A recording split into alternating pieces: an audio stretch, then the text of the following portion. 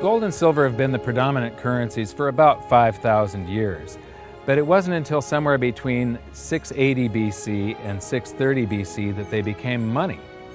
That's when they were minted into coins of equal weights somewhere in Lydia, where each coin was the same size and had the same weight. This made them interchangeable. It's called fungible. At that point, they became useful as a unit of account, a measurement. You could price a good or a service in those gold or silver coins in a certain number of them.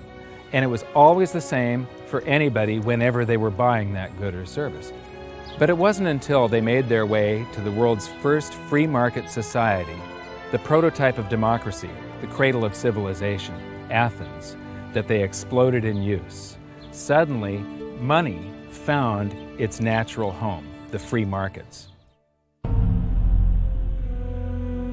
Athens was the first society to have a working tax system and free markets. This enabled them to rise to the pinnacle of civilization. Their prosperity allowed them to create great works of art and achieve a level of architecture and engineering that the world had not yet seen.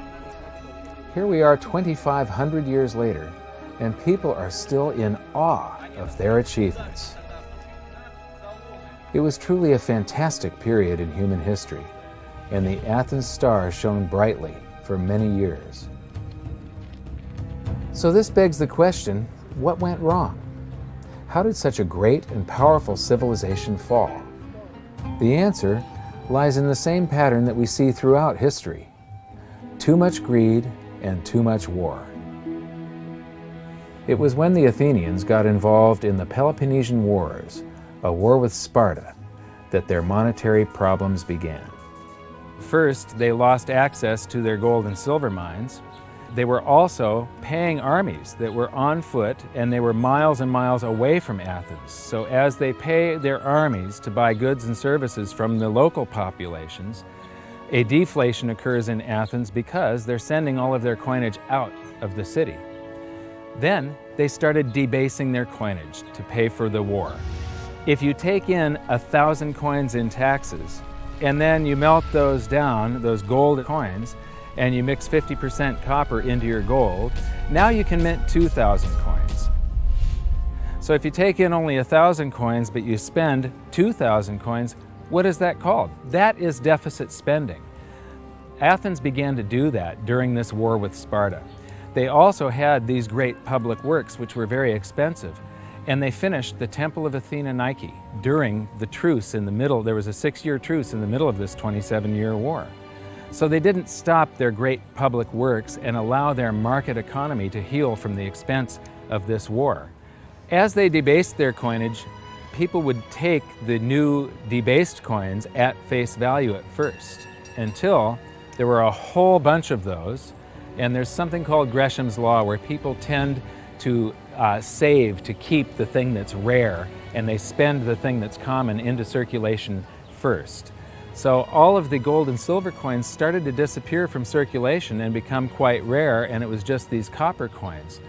Suddenly, it took a whole bunch of copper coins to buy a gold or silver coin, one of those old gold or silver coins.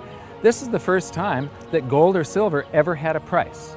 Before that, everything was measured in a weight of gold and silver. So a large factor in Athens' downfall was the expense of war, the expansion of empire, the debasement of their currency, the eventual inflation that was caused. They minted these coins until they became nothing but flecks of copper. This was actually the world's first hyperinflation. And what it did was it financially debilitated Athens to the point where in 404 BC they surrendered to Sparta. And eventually they became nothing but a satellite of Rome.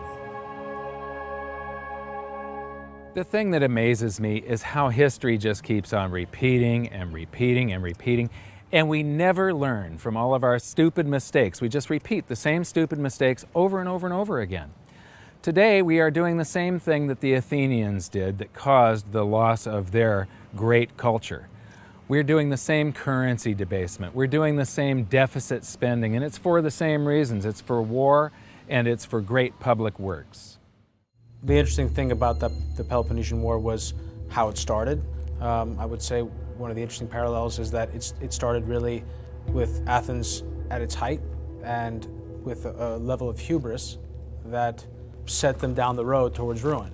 Perhaps they felt that they were, superior, couldn't make a mistake. Exactly. They knew better. Exactly. And they ended up destroying their society as a result. It's a road that we're going down today, right? I think absolutely. Yeah. There was a play written shortly after the Peloponnesian Wars about the worthlessness of the copper flecks that were their coinage at the time. So we go from gold and silver, very high value money, to a currency that has a face value. And it's the first example that I can find in history where a war and great public works were being funded through deficit spending. What you've just seen is the first recorded example of one of the most predictable hidden secrets of money, the 7 stages of empire.